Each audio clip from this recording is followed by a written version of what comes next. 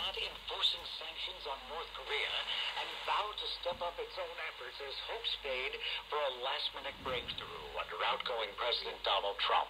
The State Department launched a new website, DPRKRewards.com, that will offer payouts of up to $5 million for tips to boost sanctions on North Korea, including on businesses in China.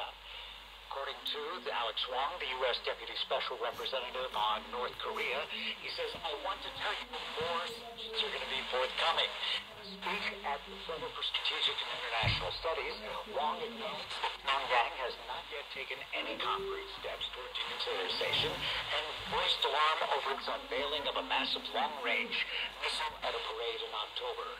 Today is World Day, with organizations around the world highlighting the need to support those living with and affected by HIV while also remembering those who have died. This year's event comes amid the global coronavirus pandemic, which UNAIDS says has made it more difficult for those living with HIV to access healthcare and other services, while also highlighting issues such as inequality and stigma. Dr. Shirley Delaney Mortuale is a research director at the Reproductive Health and HIV Institute University of Witwatersrand, and she says sub-Saharan African women remain especially vulnerable. The young women aged 15 to 24 have sometimes 2-3 times the rate of new HIV infections compared to their male counterparts.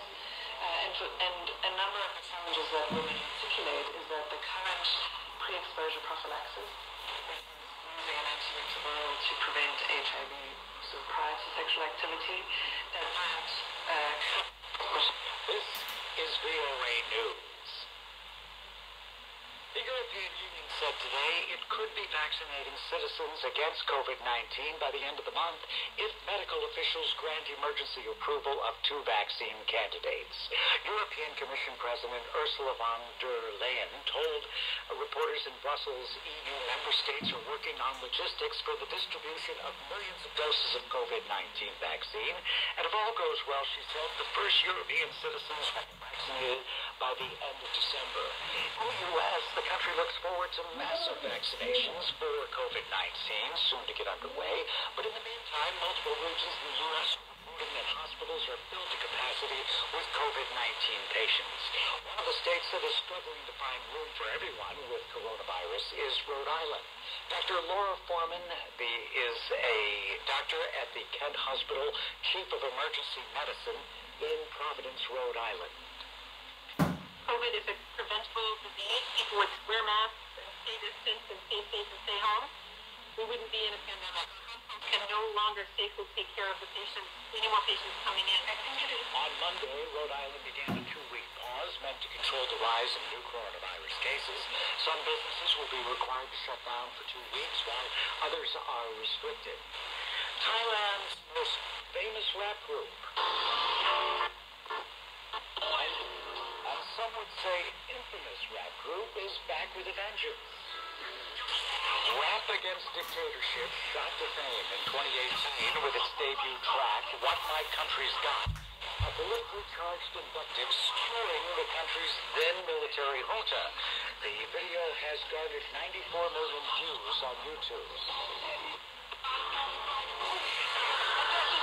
The musical group launched its latest track, which is called Reform, on YouTube a few weeks ago amid new anti-government protests rolling the capital of Bangkok. Its video has already attracted more than 7 million views. Iran says it will give a response with maximum pain to those responsible for the killing of a prominent Iranian nuclear scientist last month. Mohsen Fakhrizadeh, who headed a program that Israel and the West was a military operation looking at the feasibility of building a nuclear weapon, was killed on Friday in an ambush on the outskirts of Tehran. Iran has blamed the scientist's killing on Israel, which has long waged a covert war against Tehran. Via remote, I'm Joe Papa, and this is VOA News.